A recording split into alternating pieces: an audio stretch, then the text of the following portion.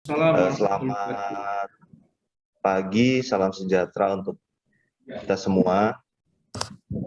Pertama, mari kita bersama-sama panjatkan puji syukur kehadirat Allah Subhanahu wa Ta'ala, Tuhan Yang Maha Esa. Hari ini kita Leader Talk yang memang secara rutin kita laksanakan, khususnya di SBUNI ini.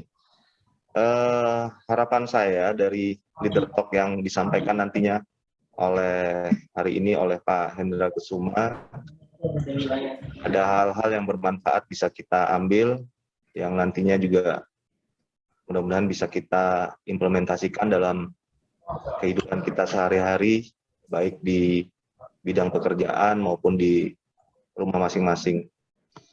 Mungkin itu dari saya. Sekali lagi terima kasih saya ucapkan atas kehadirannya, meluangkan waktunya untuk hadir di Leader Talk ini. Untuk teman-teman yang mungkin berhalangan hadir, bisa dikarenakan adanya kegiatan lain ataupun pekerjaan di lapangan, nanti videonya bisa rekaman ini bisa diminta ke Mas Busrol agar bisa menjadi referensi kita bersama. Mungkin itu dari saya. Terima kasih. Assalamualaikum warahmatullahi wabarakatuh. Silakan dilanjut, Mas Busrol. Waalaikumsalam warahmatullahi wabarakatuh. Waalaikumsalam. Terima kasih Pak Dodi atas pembukaannya hari ini. Kalau terkait dengan video, rekaman semuanya acara yang lewat Zoom, semuanya bisa dilihat di YouTube-nya SBUNI ya. Jadi di SBUNI sudah ada semua yang lewat Zoom ada di YouTube-nya SBUNI. Yang Pak Indra juga ntar setelah acara juga bisa dilihat di YouTube, Pak. Untuk acara selanjutnya, Pak Indra bisa mulai dan waktu kami persilakan. Assalamualaikum warahmatullahi wabarakatuh. Baik, terima kasih Pak Ustaz. Assalamualaikum warahmatullahi wabarakatuh. Selamat pagi pada rekan semua. Selamat pagi kepada Pak Dodi selaku Kepala SBU yang telah bersedia hadir di acara ini, kemudian para SM, SBUNI, para manajer dan teman-teman sekalian, inspektur dan karyawan-karyawati SBUNI. Alhamdulillah pada pagi ini kita bisa melakukan acara Leader Talk sebagaimana acara rutin yang kita laksanakan. Pada pagi ini saya coba untuk membahas materi Blue Ocean Strategy. Barangkali ada yang pernah tahu atau kalau memang belum tahu kita bahas sama-sama di acara Leader Talk. Next.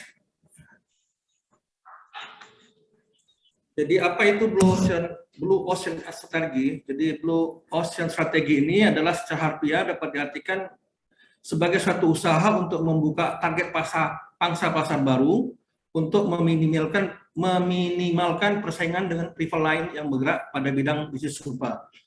Teori ini sebetulnya, strategi ini diperkenalkan oleh William Chunkin dan René Morbar pada tahun 2005 melalui penelitiannya yang berjudul Value Innovation atau Leap into the Blue Ocean. Next.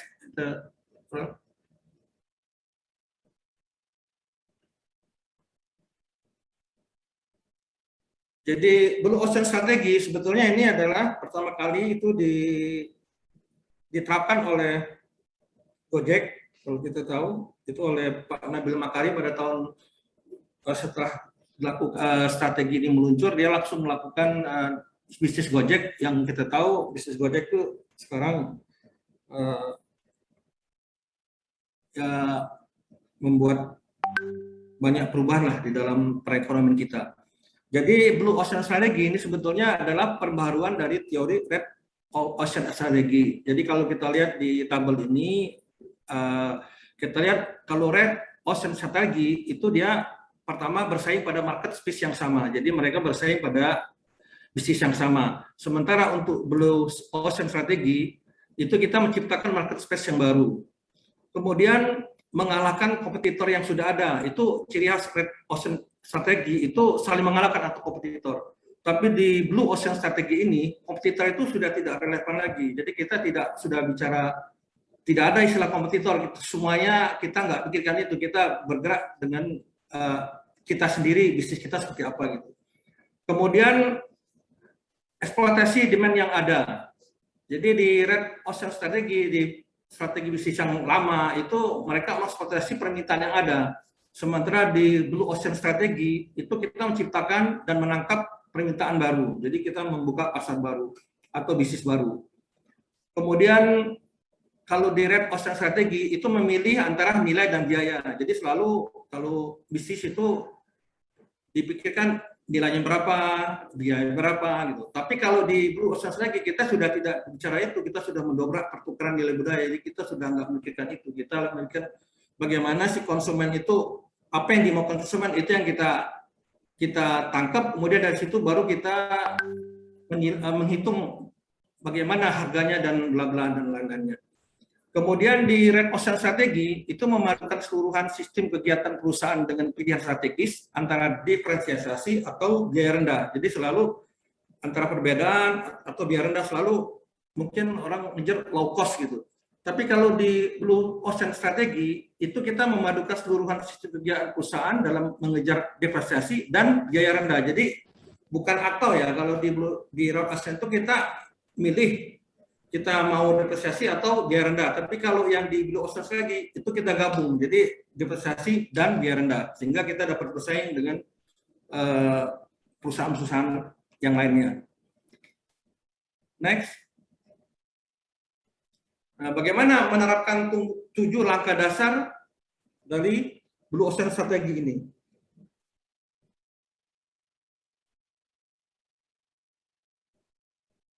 Pertama, pelajari kondisi pasar. Nah, hal yang paling pertama yang harus dilakukan dalam penerapan strategi ini dalam bisnis adalah mempelajari kondisi pasar, seperti yang pernah dilakukan oleh Apple ya. Jadi perusahaan teknologi raksasa yang berhasil menciptakan konsol pintar eksklusif kelas atas yang berbeda dari produk smartphone lainnya, sehingga membuat Nokia jadi kolaps gitu. Sehingga hingga kini Apple masih menjadi raja di industri smartphone berkat strategi ini. Jadi pelajari dulu kondisi pasar, apa sih maunya pasar gitu. Dari situ baru kita mengikuti apa kemauannya konsumen. Kemudian yang kedua, tetapkan segmen pasar. Dalam menetapkan batas-batasan pasar, tujuannya agar dapat diketahui target pasar yang sesuai dengan produk atau layanan yang akan dikembangkan. Umumnya melalui cara dengan mempelajari produk kompetitor dan temukan rintangan dihadapinya untuk kemudian kita lakukan inovasi dari riset tersebut. Jadi dalam menetapkan segmen pasar ini, kita cari kelemahan-kelemahan kompetitor kita apa sih yang selama ini orang komplain terhadap bisnis yang serupa. Nah, dari situ kita pelajari, kemudian kita temukan rintangannya dihadapi untuk kemudian kita lakukan inovasi dan riset sehingga kita perbaiki sistem mereka sehingga kita menjadi unggul lah di bidang bisnis yang sama. Kemudian yang ketiga, next, Bu Sor. Kemudian kita buat kanvas strategi. Kanvas strategi ini adalah merancang gambaran secara rinci agar lebih mudah membaca strategi untuk dikembangkan. Jadi kanvas strategi ini adalah menganalisa industri atau produk yang kita hasilkan, kemudian kita menjabarkan secara lebih rinci strategi untuk kita kembangkan. Contohnya, misalnya yang perlu ini kita memilih misalnya dalam yang kecil kayak pemain sirkus gitu. Di dalam sirkus kita kan bisa memilih pemain bintang, hewan lucu, panggung, harga dan lain, sehingga strategi kanvas ini menggambarkan industri, pemain terbaik dan apa yang kesempatan kita untuk menjadi berbeda, sehingga orang menjadi tertarik terhadap produk kita. Kemudian ciptakan konsep yang berbeda atau unik. Nah, keunikan adalah kunci penting dalam keberhasilan penerapan strategi ini dalam bisnis di era modern. Sebagai bukti bahwa pemilik bisnis dituntut untuk terus memberikan keunikan baik pada produk atau strategi pemasarannya agar produk atau brand tetap diminati, dapat dilihat pada salah satu produk keripik singkong contohnya ya, yang menghadirkan produknya dengan level kepedasan yang berbeda. Simple sebetulnya kayak keripik singkong itu, tapi orang berinovasi dari sisi misalnya kepedasannya ada level 1, level 2, level 3, sehingga saat bersaing dengan produk yang serupa semakin menjamur, produsennya mengubah strategi pemasaran dengan hanya memproduksi dalam jumlah dan penyediaan pada toko yang terbatas saja. Yang terjadi kemudian kepopulerannya menjadi sedikit memang, tapi eksklusif. Sehingga orang mencari, kalau mencari keripik singkong yang pedasnya ini, itu ke si A atau ke perusahaan si A. Itu maksudnya. Jadi kita unik, kita mempunyai keunikan sendiri yang tidak dimiliki oleh orang lain atau perusahaan lain.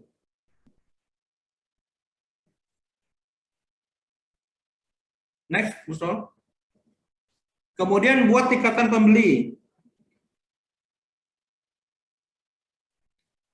Bagi konsumen dalam 3 tingkatan. Pertama, kita targetnya pembeli yang membeli karena kebutuhan mendesak.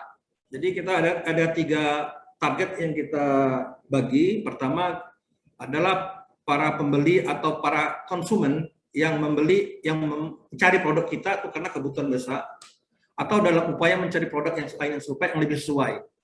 Kedua, pihak-pihak yang langsung menolak produk. Itu tetap ada, pasti ada. Yang ketiga, merupakan kelompok konsumen potensial. Nah, jadi 3 tingkatan ini yang harus kita eksplor seperti apa, sehingga kita bisa mempelajari apa sih sebetulnya kemauan daripada konsumen, sehingga kita dapat mengikuti apa mau mereka. Kemudian atasi rintangan eksekusi strategi. Dalam poin ini yang perlu diperhatikan adalah memastikan bahwa dalam prosesnya akan berhadapan dengan berbagai rintangan, mulai dari terbatas sumber daya, faktor eksternal, hingga staf yang tidak lolos kualifikasi atau inkompetensi. Nah, dalam hal ini pemilik bisnis atau pemilik bisnis atau jasa lah seperti yang kita lakukan sekarang harus siap dan bisa mengatasi seluruh rintangan Anda. Jadi ini sudah common lah. Jadi terbatas sumber daya, faktor eksternal, hingga staf yang tidak lolos.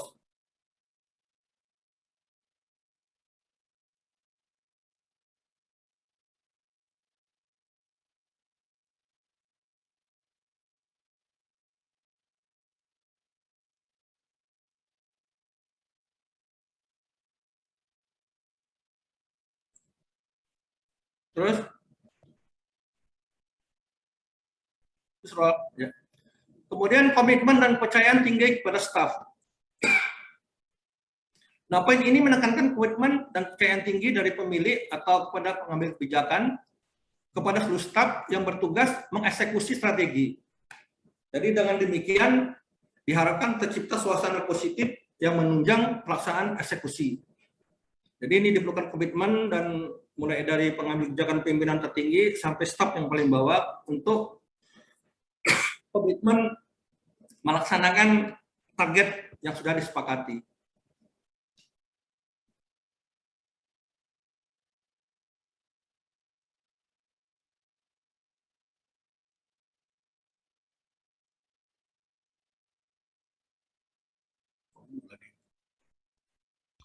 Ya, lagi terus.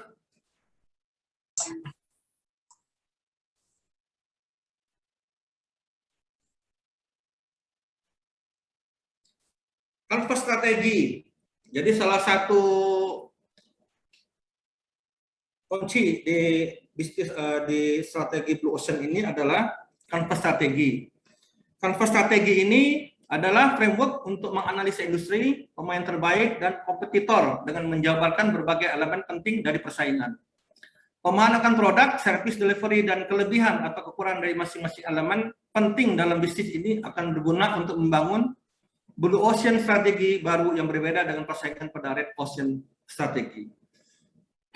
Harus diperhatikan ketajaman milih apa saja yang perlu diperhatikan dalam kanvas strategi ini. Misalkan dalam siklus seperti tadi kita sampaikan adalah bagaimana kita memilih pemain bintangnya, kemudian hewannya, lulusan dan bangsa sehingga menarik untuk para konsumen. Jadi kanvas strategi ini menggambarkan industri, pemain terbaik, dan apa kesempatan untuk menjadi berbeda.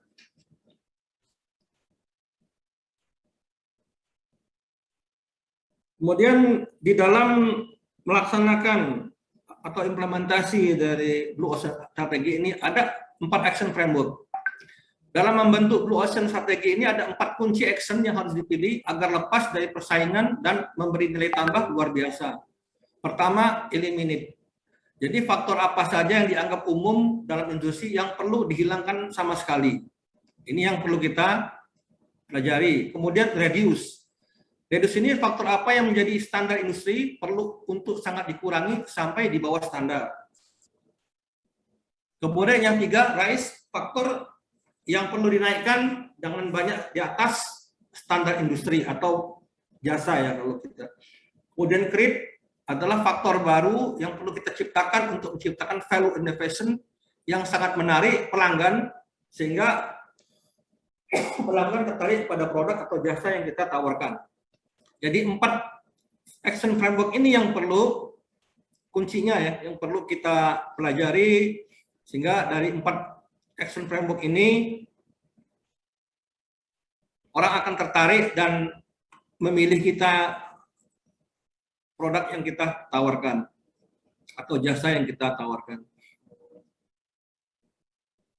Next, scroll. Kemudian ada strategi scan yang harus kita laksanakan. Dalam ciptakan Blue Ocean Strategi ini ada 4 urutan yang harus kita ikuti secara benar. Pertama, buyer utility. Kunci utama dari strategi ini adalah adanya nilai keuntungan atau kepuasan luar biasa yang diciptakan. Kedua, price. Apakah harga yang kita tawarkan dengan adanya nilai tersebut masih dapat dijangkau oleh target pembeli. Kemudian ketiga, cost. Dapatkah mencapai target biaya untuk dapat menghasilkan profit pada target harga tersebut. Kemudian 4, adoption. Adopsi adalah untuk menjalankan strategi ini apakah dapat melewati berbagai hambatan yang ada.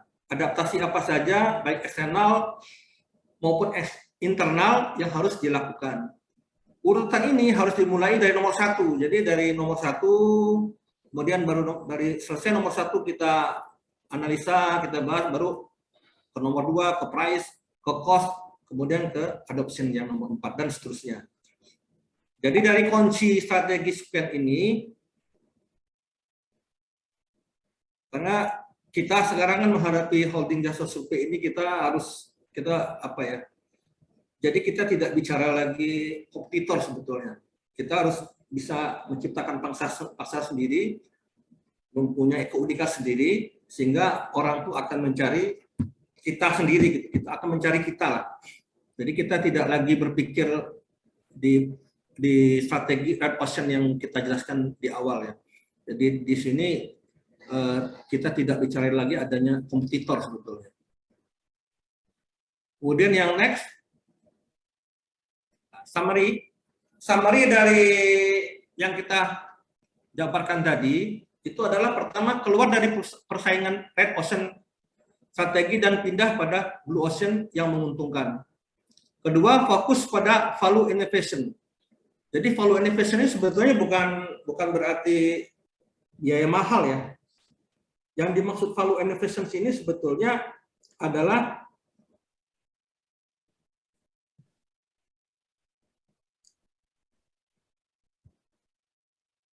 maksudnya gini, value innovation tidak selalu berupa inovasi teknologi, tetapi berupa inovasi untuk peningkatan keuntungan pelanggan yang disesuaikan dengan harga jual dan biaya.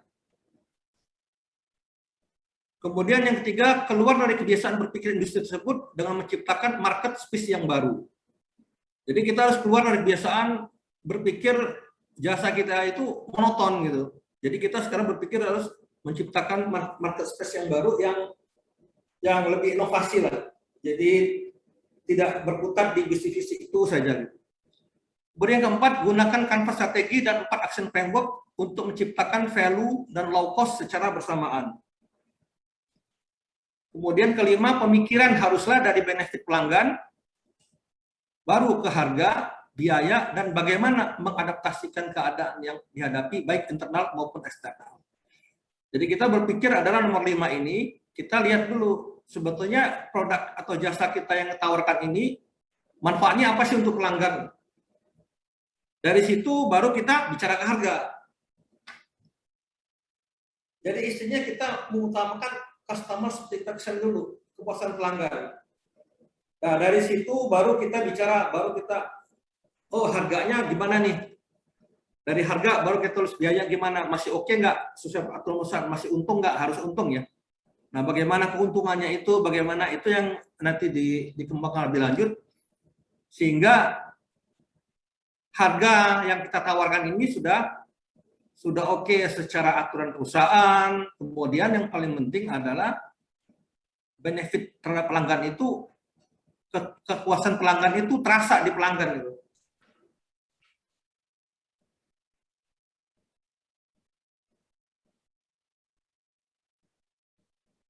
Next.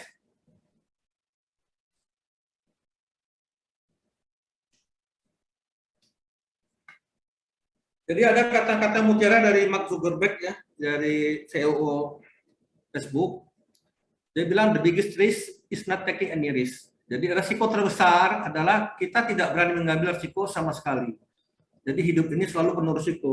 Jadi kalau kita tidak mau ngambil risiko juga ya kita nggak bisa. Jadi kita harus, jadi istilahnya risiko terbesar adalah tidak berani mengambil risiko sama sekali. Jadi cuma dalam mengambil risiko kita harus ada 4 item yang kita harus pahami. Pertama, pahami peluangnya, pahami risikonya, ambil keputusan, kemudian take action.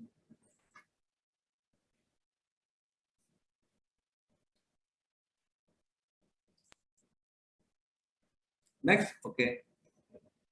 Demikian yang dapat saya sampaikan di blockchain strategi ini. Jadi kalau ada yang mau kita diskusikan lebih lanjut, kita diskusikan pada teman-teman dan pada Bapak pimpinan di SBU Energi. Ada yang mau didiskusikan mungkin dari apa yang kita sampaikan tadi? Teman-teman, ada Bapak Ibu yang mau tanya atau mau diskusi terkait hari ini tentang Blue Ocean Strategy.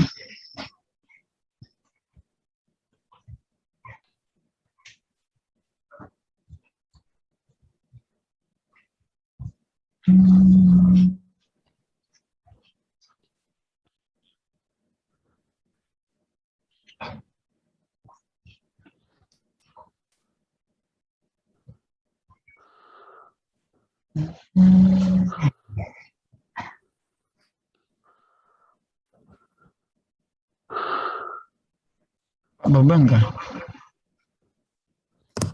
Pak Bambang? Iya, Pak Indra. Ya. Pak Indra monitor. Ya. So, terima kasih. Menarik yang disampaikan Pak Indra.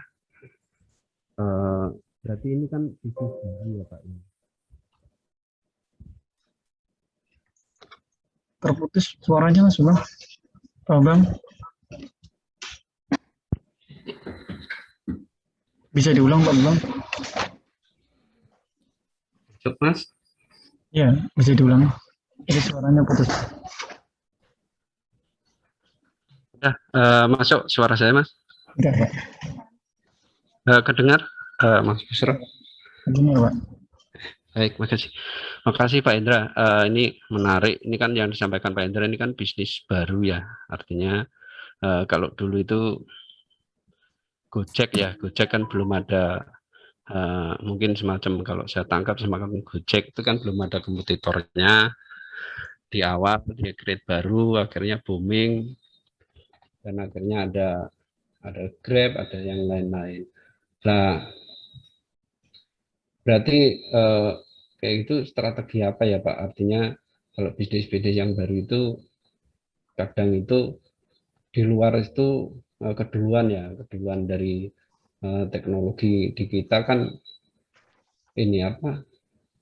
Keduluan dari teknologi yang di ini apa? Yang dari luar Indonesia ya, biasanya kadang kalau saya baca itu kita mau ciptakan apa, ternyata setelah kita lihat di Google Chrome atau di ini apa, di media tuh mereka sudah duluan gitu. Kita mau create apa, mereka sudah duluan. Nah itu gimana ya, peluang yang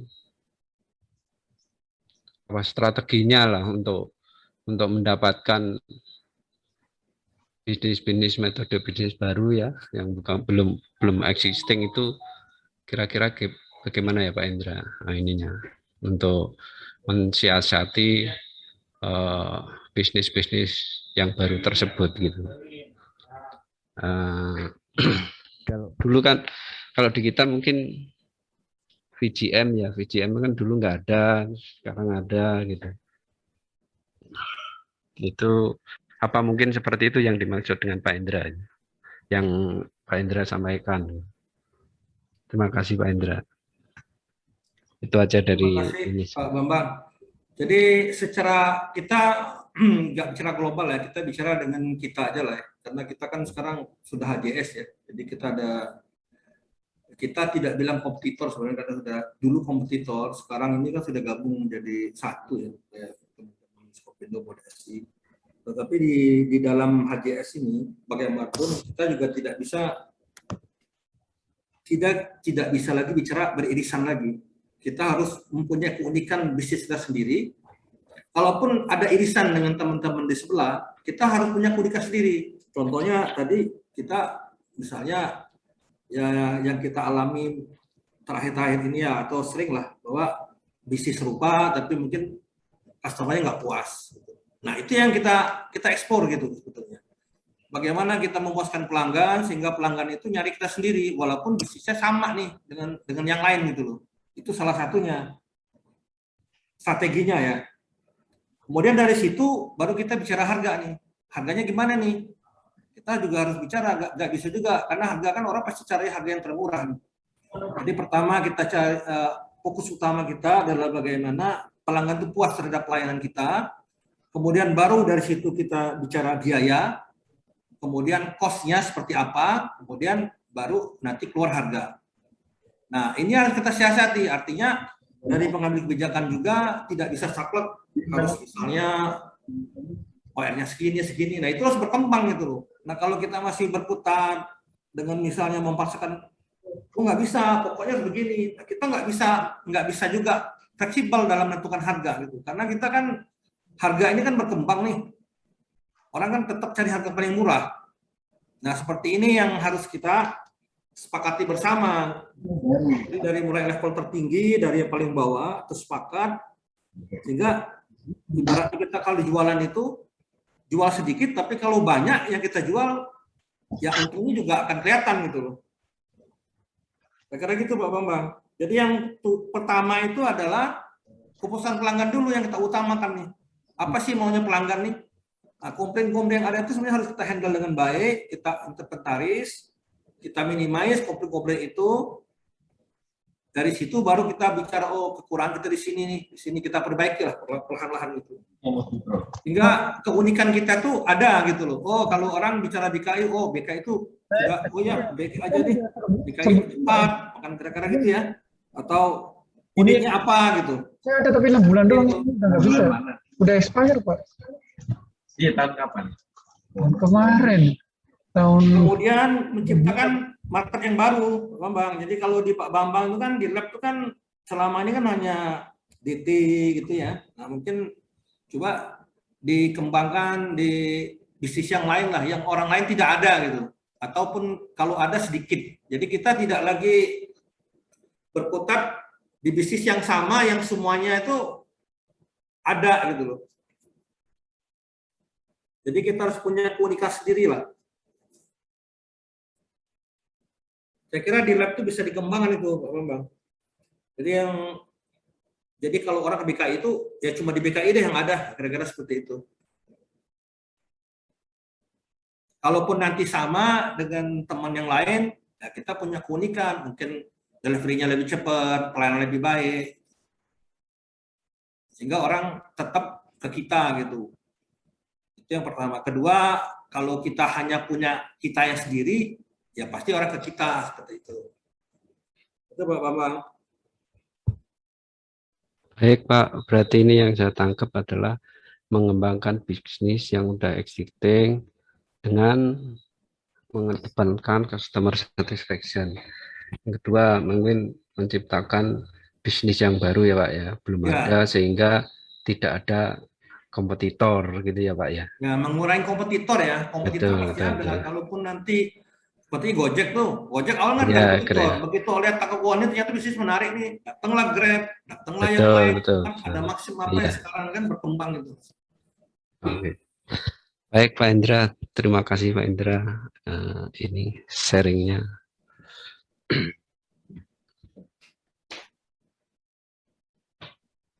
Ada lagi kah yang mau menambahkan? Ya, saya sedikit menambahkan ya dengan AJS Holding Jasa Survei yang sudah ditetapkan saat ini. Jadi perjuangan kita sebenarnya ke depannya akan lebih berat karena apa? Karena sekarang kita sudah terafiliasi oleh dua anak perusahaan kita, dalam hal ini Sofindo dan Survei Indonesia.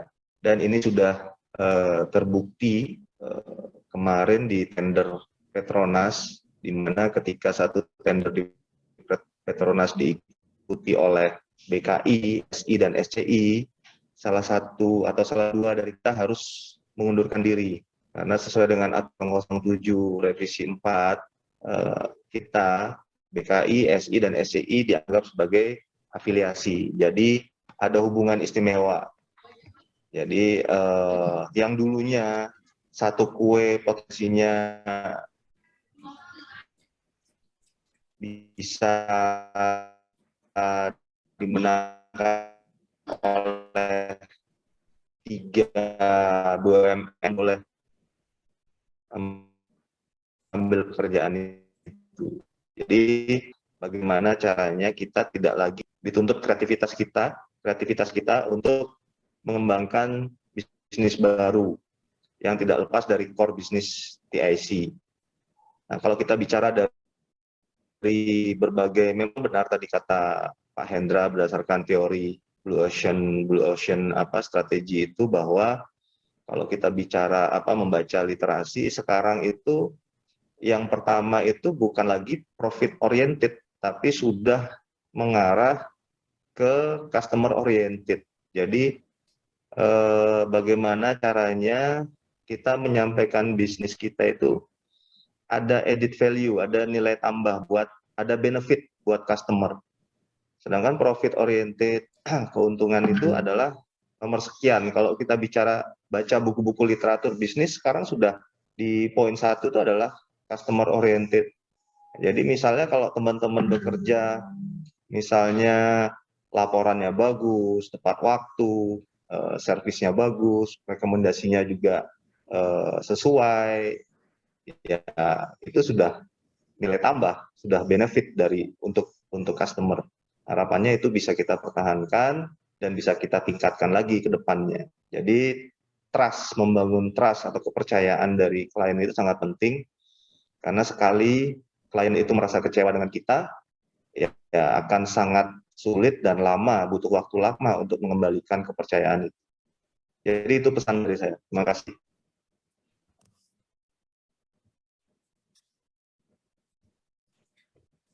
Terima kasih Pak Dodi atas masukannya. Jadi ya teman-teman, seperti yang Pak Dodi sampaikan tadi, ya alhamdulillah kita sebetulnya kalau kita bicara dari dua mitra yang di sebelah lah ya. Ya alhamdulillah sejauh ini klien masih puas lah sama BKI. Nah ini kita harus pertahankan karena masih ada komplain dari kita selalu jawab email lambat. Nah, sebenarnya itu harusnya nggak terjadi lagi di era sekarang ini gitu. Orang sekarang cuma digital ya. Orang bisa jawab kapanpun, tengah malam bisa, ada WA, karena email kan bisa udah nyatu ke HP nih.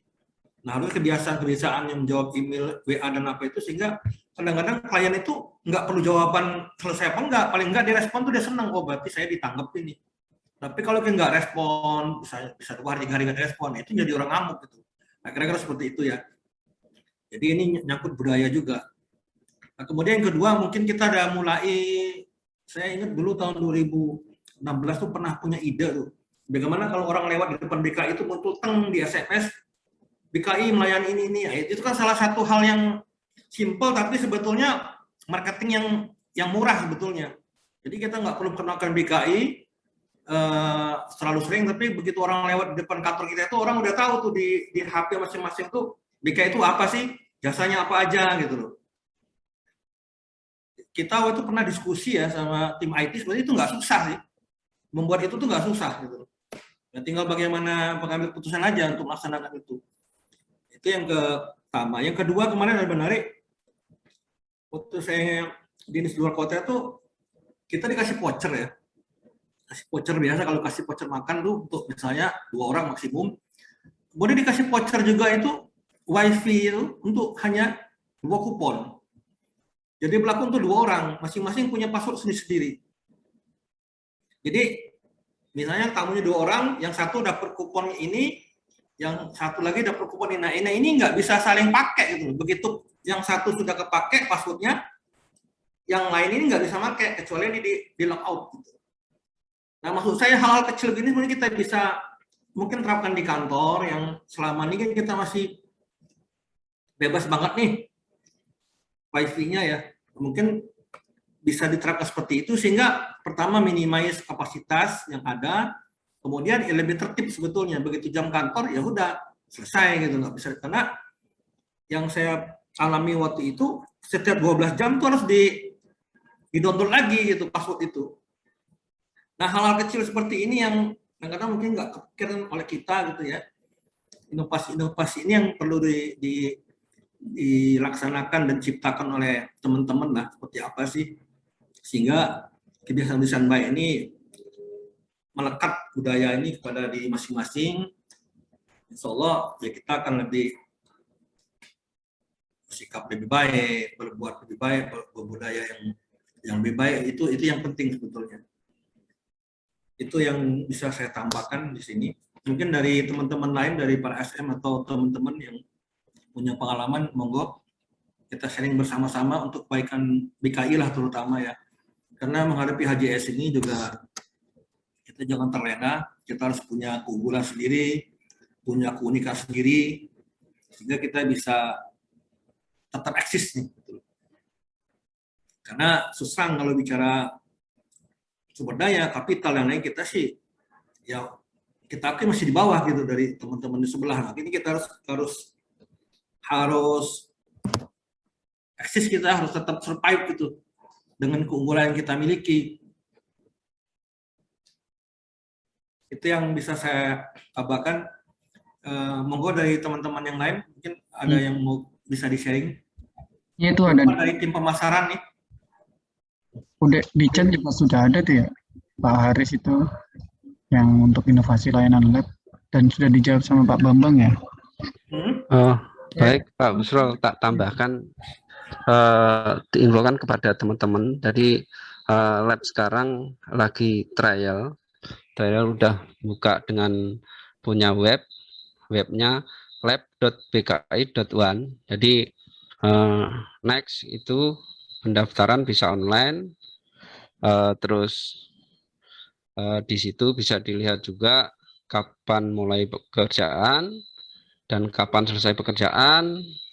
Nanti juga bisa laporan bisa di-download, terus pembayaran juga bisa bukti pembayaran bisa di-upload lewat web tersebut. Cuma ini kan karena untuk merubah sistem dari manual ke online itu kan kami harus merubah juga prosedurnya, termasuk di manual mutu. Jadi sambil trial kami akan rubah dulu sambil berjalan paralel trial untuk online dan manual tetap jalan, karena kami juga tidak bisa langsung ke online, tapi prosedurnya belum dirubah, tapi manual dan online sambil trial, sambil ada beberapa masukan nanti apabila ada kekurangan. Intinya kita udah mulai menyiapkan untuk pendaftaran yang dengan sistem online ya, layanan online, dan insya Allah ini berjalan sampai trial 1-2 bulan. Target kami Desember 2022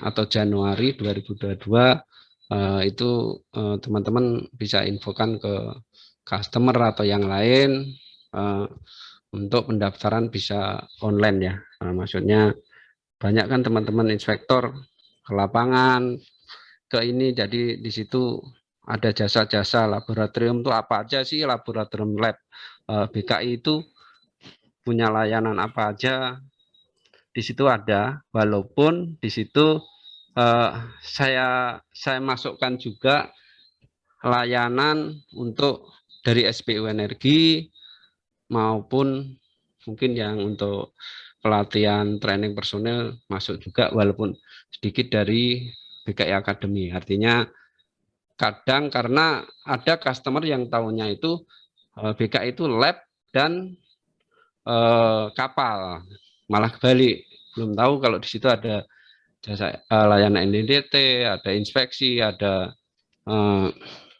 audit, ada survei.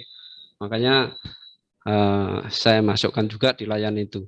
Teman-teman bisa buka di lab.bki.one. Di situ nanti apabila saya juga ada, kalau ada foto-foto atau terkait kegiatan di lapangan, enggak apa-apa, nanti saya minta kalau ada yang bagus biar diupload oleh tim IT ke web lab ini, sehingga begitu customer melihat web lab juga tahu bukan hanya lab BKI, ada layanan-layanan lain yang kita jauh lebih luas daripada lab itu sendiri. Itu aja dari saya. Ini apa? Sekedar informasi lah, informasi ke teman-teman.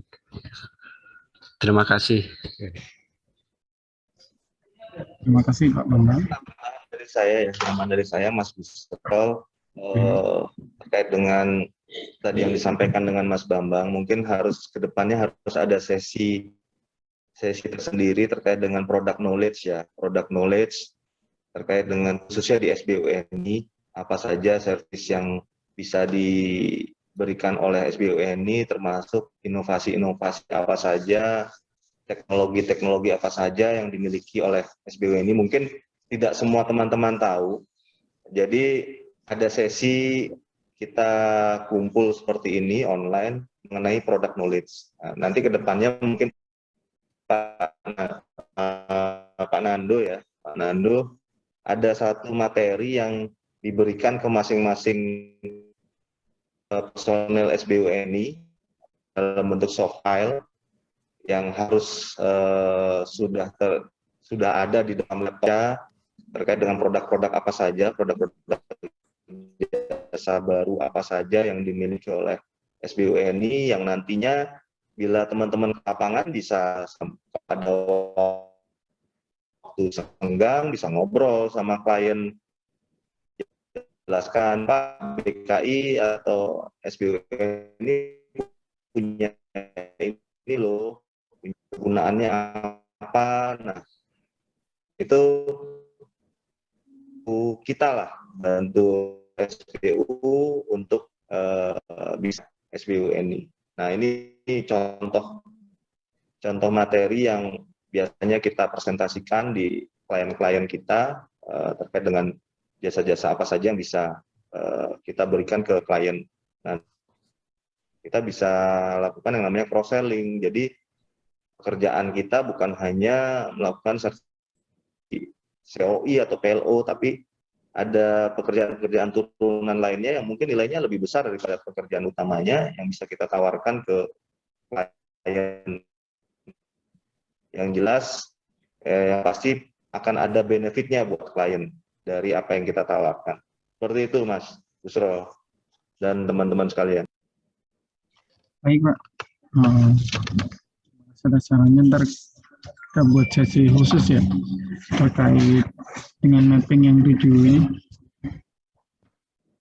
Ya, jadi nanti untuk detail jasanya nanti tolong dibantu dari teman-teman struktural kalau ada personel kita yang butuh informasi lebih detail, atau misalnya klien minta bisa nggak presentasi teknis yang lebih detail, ya nanti sampaikan aja, nanti ada tim kita yang datang ke sana lah untuk menyampaikan presentasi detailnya.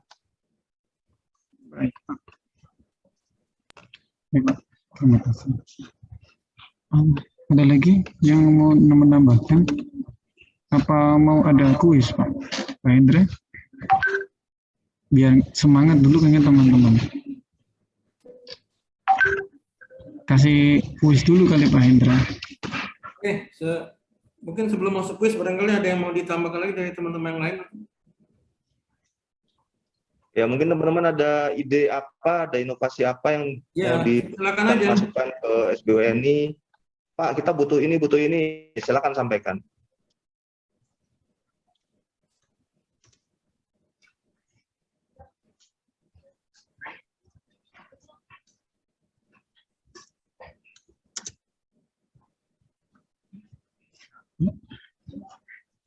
Jangan lupa, saya ingetin aja, absen dulu ya. Absennya baru masuk. Ya, Hendra. Ya, Pri, Pak.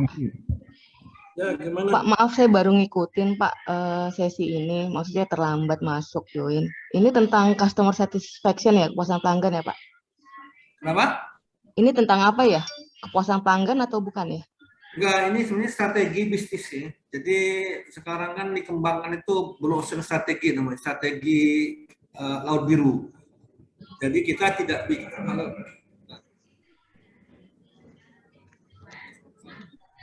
Hilang Pak kalau suara. dulu kan namanya red ocean strategi ya.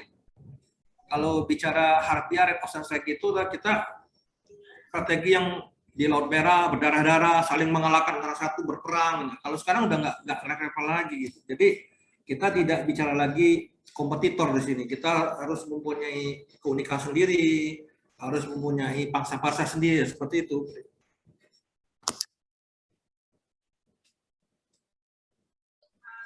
Sehingga orang cari kita itu misalnya nih, ya kita sekarang sudah mulai lah ya, sudah mulai ada sedikit kalau teman-teman customer cari pekerjaan sertifikasi itu sudah mulailah ke BKI karena dianggap BKI itu pertama mungkin cepat tanggap, kemudian mungkin urusan kebijakan lebih cepat dan lain-lain itu.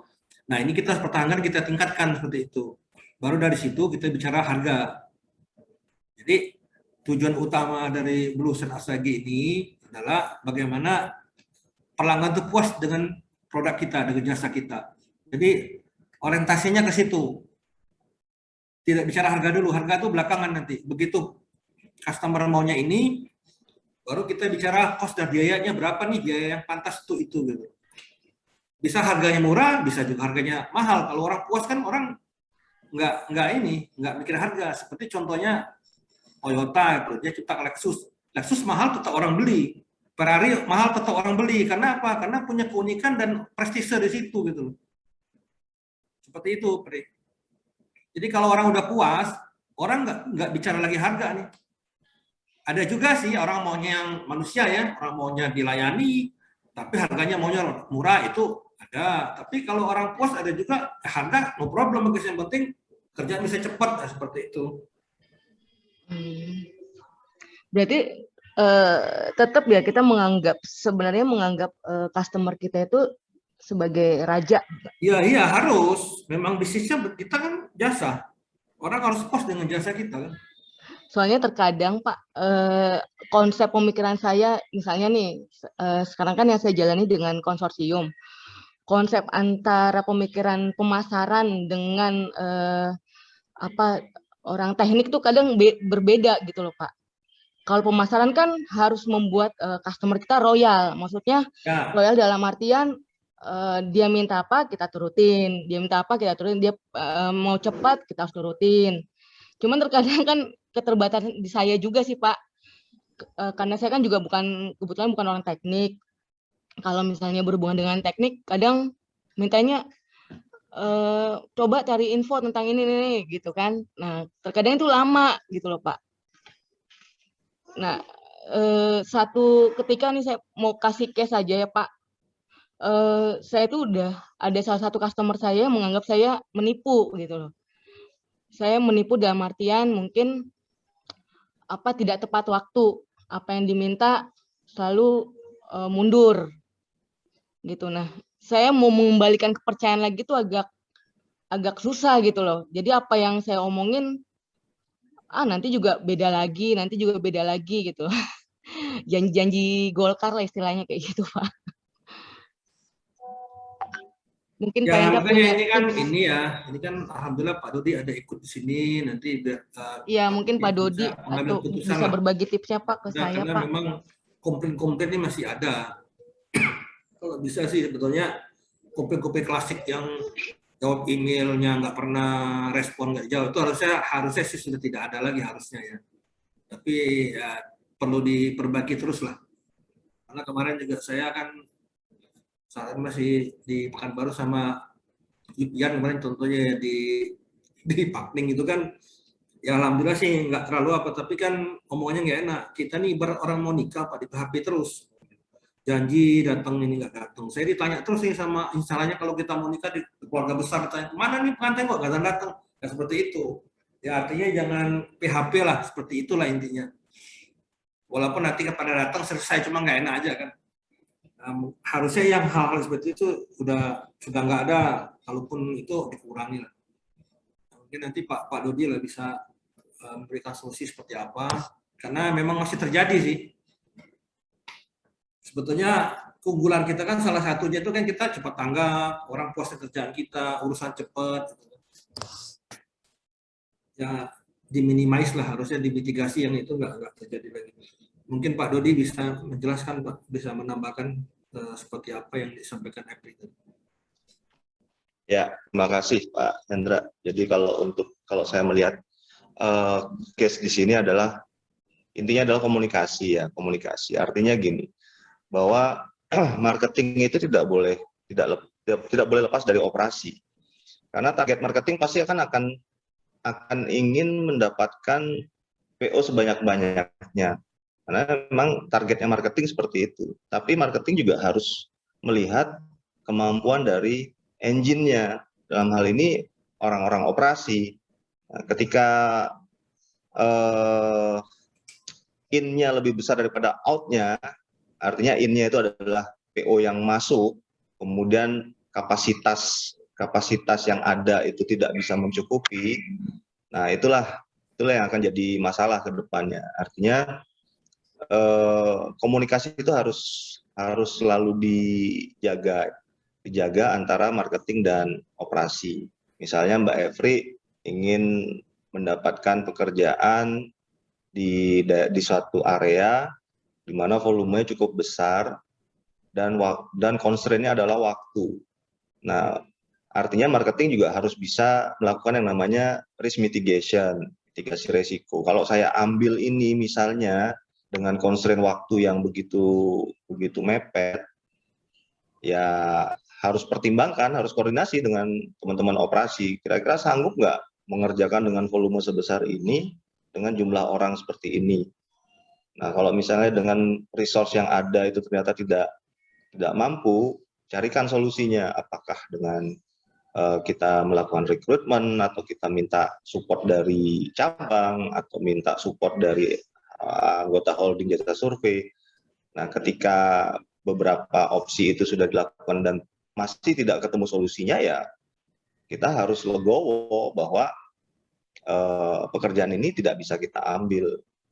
Karena risiko yang dihadapi nanti mungkin akan lebih dampaknya, potensinya. Ya sekarang kita bicara misalnya kalau kita terlambat mengerjakan satu pekerjaan, banyak dampak yang harus kita hadapi. Misalnya adanya penalti, kemudian teguran, sanksi, sampai dengan yang namanya blacklist. Nah, kalau kita sudah bicara dengan blacklist, bukan hanya SBUNI yang akan terdampak, tapi seluruh korporasi akan terdampak.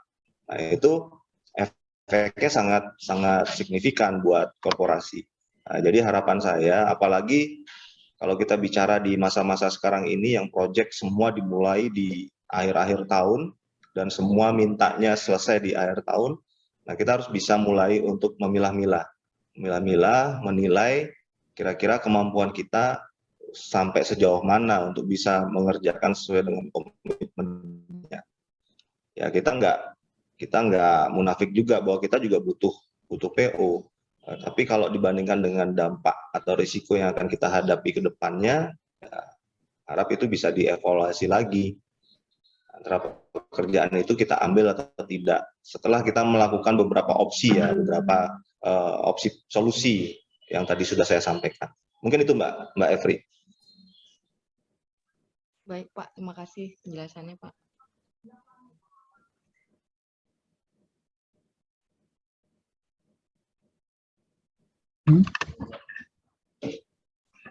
Oke, ada lagi dari pemasaran mungkin Pak Nado dan tim mungkin ada masukan atau apa yang mau di-sharing?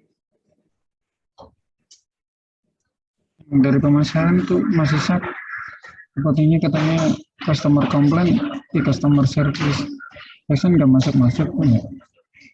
Keputusan pelanggannya kita, Mas Isak. Mas Isak ada kah? Mas Isak monitor?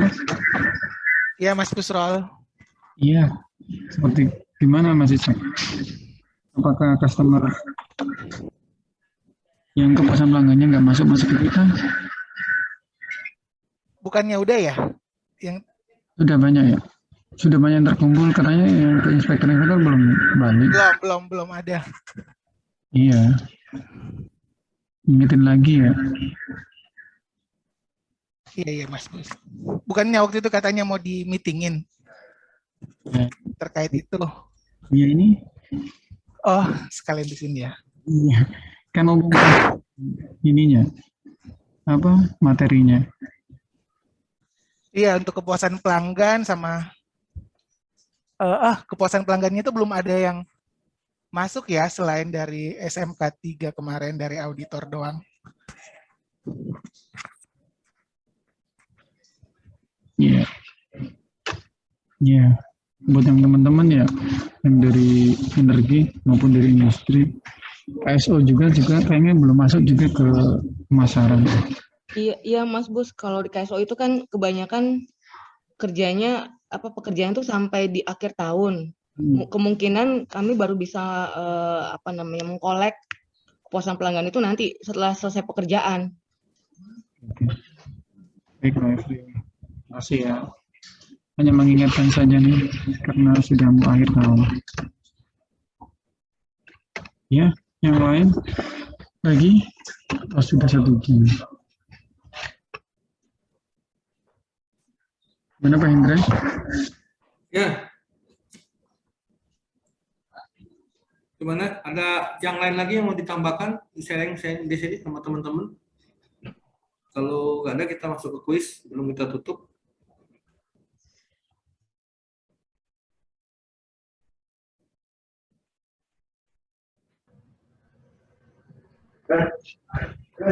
Ya udah. Kuis saja Pak Hendra. Biar agak Ini ya? Iya, biar inilah. Ntar yang pakai ini ya, hand raise hand ya. Yang pakai raise hand dulu ya. Yang saya tunjuk dulu. Siapa yang mulai pertama? Ya Pak Hendra. Oke, mungkin bisa kembali ke saya tadi yang 7 langkah strategi tadi, coba betul. Yang mana Pak? Yang Bapak apa ke ini? 7 langkah strategi dalam menerapkan Blue Ocean strategi tadi. Ini pertanyaan apa sudah ini Pak? Ya di slide tadi, di slide. Yang di slide ini pertanyaan apa mau di? Enggak, nanti pertanyaan dari situ. Oke. Share ya. Yang mana Pak? Halaman? Terus lagi. 7 langkah strategi itu, coba terus next. Ini 7. Itu dari atau kemudian 7 langkah ya. Oke. Ini aja dulu. Yang dari pertama ini kan yang ke-7 nih. Dari awal. Dari awal. Ke atas. Ini nih. Oke. Pelajari kondisi pasar, kemudian terapkan pasar, terus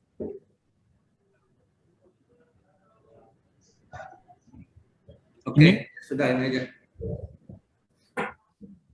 Jadi dari 7 langkah penerapan Ocean strategi ini kan salah satunya komitmen dan kepercayaan tinggi kepada staf. Nah, komitmen ini kalau kita balik ke core value akhlak yang dari Kementerian BUMN, ini masuk ke core value apa ini dari akhlak itu, dari yang 6 akhlak itu? Amanah bukan, Pak? Bukan sih, ini komitmen ya. Komitmen yang ini yang nomor 7 nih. Resen dulu. Ya, raise hand dulu Pak. Baru saya. Bentar ya Pak. Rasanya belum ada nih Pak. Coba yang mananya? Saya tutup dulu ya. Biar kelihatan jelas rasanya. Ada yang raise hand kan?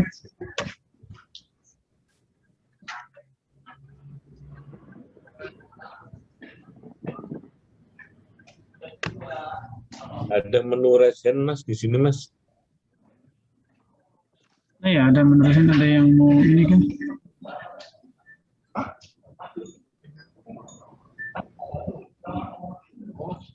Apa saya yang jawab kali Pak Indra? Silakan. Kalau Di ininya Mas Busrol, di menu Zoom-nya ini kok enggak ada resen. Mas apa? Iya, enggak ada. Oke, itu Pak Yusriyadi juga bisa kan? Yus, ya Mas Yus. Ya Mas Yus, jawab. Ada itu Pak. Loyal Mas Bius, Mas Bus. Oh, gimana Pak Hendra? Loyal itu sebenarnya lebih cenderung kepada mengutamakan kepentingan bangsa atau perusahaan daripada pribadi gitu. Kalau ini kan kita bicara komitmen ya, Yus. Baik Pak. Komitmen dan kerjasama, komitmen seluruh dari pimpinan sampai staff. Nah itu masuk core value apa ini? Oh ya, saya pikirnya loyal karena ini Pak, terhadap waktu, itu kan komitmen juga Pak ya. Kalau loyal yang masuk core value BUMN itu lebih kepada menghindari konflik interest gitu. Baik, Jadi baik. kita harus loyal pada perusahaan, mengutamakan kepentingan perusahaan daripada pribadi gitu. Itu loyal ya. Baik Pak.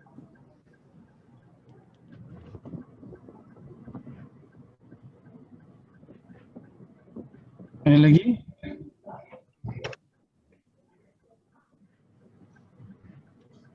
Jadi komitmen kan kerjasama nih ya. Nah itu masuk ke mana nih? Dari akhlak. Saya boleh Pak. Berarti. Kolaboratif.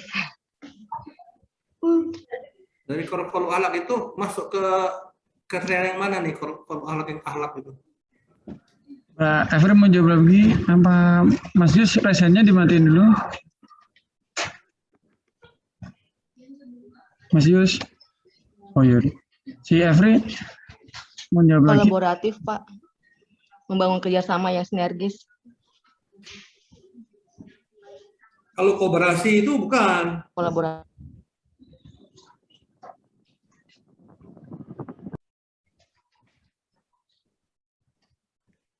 Coba lagi. Ya, tadi sudah 3 ya. Udah loyal, udah kolaboratif. Sama tadi Mbak Efri kayaknya amanah tadi ya.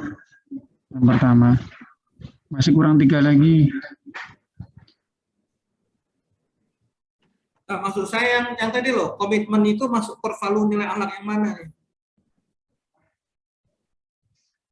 Iya. Komitmen dan kerjasama itu.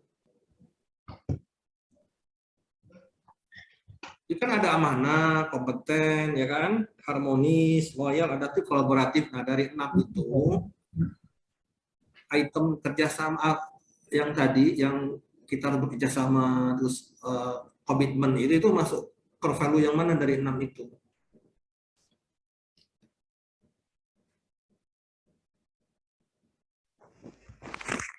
Bukan adaptif, Mas Bus? Bukan adaptif.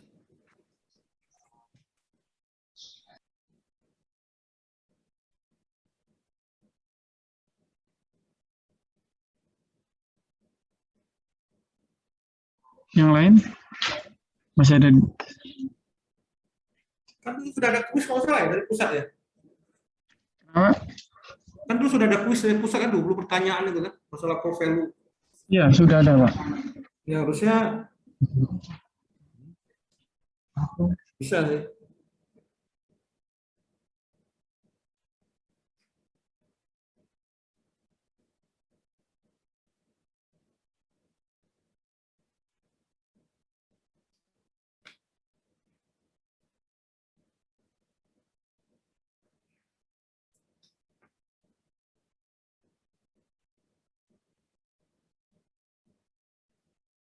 Belum ya. Busrol apa Busrol? Kalau saya sih maksudnya sih adaptif karena terus berinovasi dan antusias dalam menggerakkan. Enggak, kalau yang Kan cuma tinggal tadi juga, Pak. sama itu masuk harmonis dia. Adaptif itu kan kalau kita berinovasi, kalau Iya, maksudnya itu adaptif. Tapi kalau yang tadi yang saya bilang item komitmen dan kerjasama itu masuk ke harmonis. ya maksudnya kalau Blue Ocean-nya maksudnya kan ke adaptif karena kita kan harus terus berinovasi maksud saya gitu Pak. Tapi kalau Bapak yang dimaksud dengan komitmen yang terakhir dan kepercayaan tinggi. Nah, itu yang saya tanya tadi. Itu maksudnya ya itu ada dua Pak sebenarnya Pak. Kalau yang komitmen itu ya memang maksudnya tetap ke ini Pak. Yang kompeten itu masuk komitmen ya. Itu amanah juga masuk. Jadi dan kolaboratif juga masuk itu bisa sinergi sih Pak. Jadi nggak bisa satu aja sebenarnya Pak. Itu sih Pak kalau dari saya sih. Itu kalau dari saya jadi nggak satu itu. Daftar link ya. Link. Komitmen Suratnya kita share Pak belum? Mana? Iya, pintar. Oke, daftar nanti ya kita kirim ya. Jadi gabungannya antara amanah sama kompeten, Bapak. Ya ini sih ya. Kalau saya sih itu ke harmonis, tapi bisa juga dikembangkan yang tadi kolaboratif atau apa itu. Karena sebetulnya begini, kalau kita di 20 pertanyaan kemarin itu kan pertanyaan juga mirip-mirip. Jadi yang antara harmonis, kolaboratif, kemudian adaptif dan itu kan pertanyaannya bersama ya. Mungkin bisa dilihat di situlah karena mungkin sudah ada nilainya kan waktu itu kan ya. 20 itu.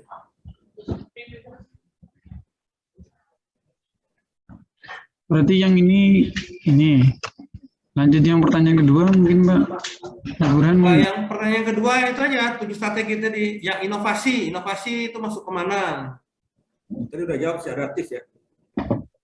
Ya, yang Bapak ulang pertanyaannya apa nih Pak? Yang kedua. Oke, yang kedua mana tadi yang coba slide tadi? Slide oke. Sebentar Pak. Atau nggak usah deh, ini aja saya daripada lama ya. Kita harus mengembangkan kapabilitas agar kita tidak cepat puas atau tidak cukup dengan capability yang ada. Nah, itu termasuk core value apa yang di akhlak itu?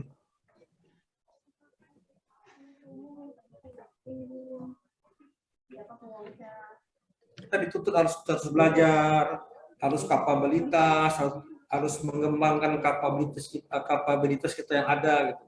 Nah, itu masuk adaptif, Pak. Ya, mana? Kompetensi, Pak. Maksudnya kalau itu. Inovatif kan? Kompeten, Bang. Yang pasnya kompeten. Inovatif bukan adaptif ya? Enggak, kompeten. Maksudnya kompeten.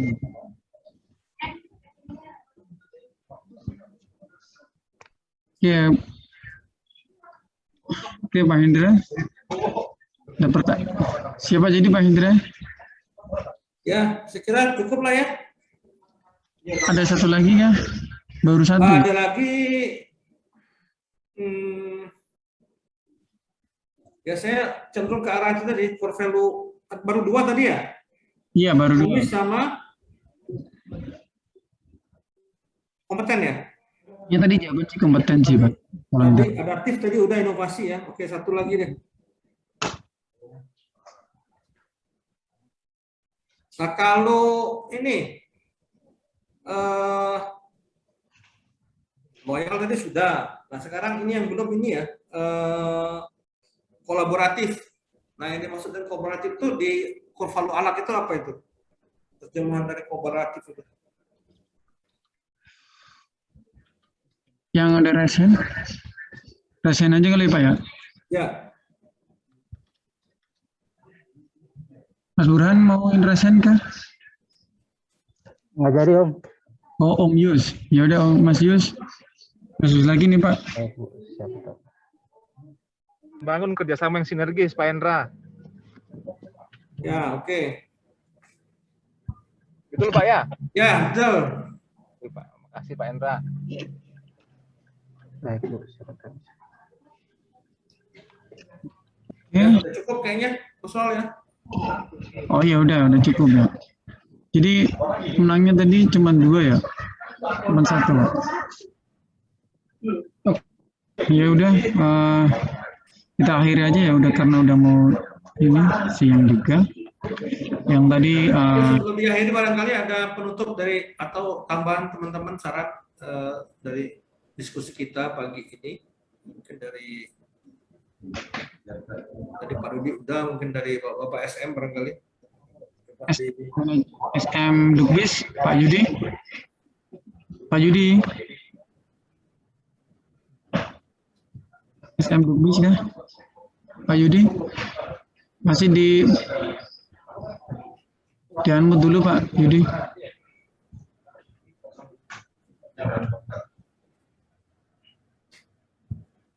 Ya, Pak Busro, ada apa Pak Busro? Ada mau yang menambahkan? Cukup, saya cukup. Cukup Pak. Ya udah, Pak Nando. Pak Nando ikut nggak ya? Ya, udah cukup sih, Mas. Udah cukup dari Pak Hendra juga tambahan dari Pak Dodi tadi terkait koordinasi kalau ada permasalahan di pemasaran. Siap. Oke. Lagi berarti saya akhiri aja ya, Pak Hendra ya. Cukup siang ini Pak Hendra. Sudah cukup lama juga sih. Nah, terima kasih atas kehadirannya ya. Semoga hari ini bisa bermanfaat. Yang tadi 7 langkah untuk menerapkan solution strategi, ya kan? Untuk berkomitmen dan pelajari kondisi pasar, tetapkan segmen pasar, bukan fase strategi, ciptakan konsep yang berbeda atau unik. Habis itu buat tingkatkan pembeli, atasi rintangan eksekusi strategi, dan yang terakhir komitmen dan kepercayaan tinggi kepada staf. Dari 7 untuk langkah dasar menerapkan solusi strategi juga dari kita ada juga sih 7 layanan untuk yang di SB Energi, mapping and survey yang tadi untuk barangkali teman-teman bisa memasarkan di tempat yang lain bahwa ntar ini next yang 7 layanan untuk SB ini selanjutnya mungkin akan bisa dibawakan oleh Dukbis atau ini ya manajer pasar. Oke, makasih atas kehadirannya. Bisa foto dulu sebelum saya tutup buat dokumentasi kehadiran. Oke, untuk pertama ya buka dulu. Mbak Adifa, Mas Tatak, Mas Randi, Mas Haris, Mas Bambang, Fatur, Mendel. Oke, Mas Catur, bagus. Oke, saya hitung ya untuk yang slide pertama. 1, 2, 3. Oke. Satu lagi yang terakhir. 1, 2, 3. Oke. Terima kasih ya Bapak Ibu atas kehadirannya. Saya ucapkan wassalamualaikum warahmatullahi wabarakatuh. Waalaikumsalam warahmatullahi wabarakatuh. Terima kasih Pak Hendra. Terima kasih semuanya ya. Terima kasih Pak Hendra.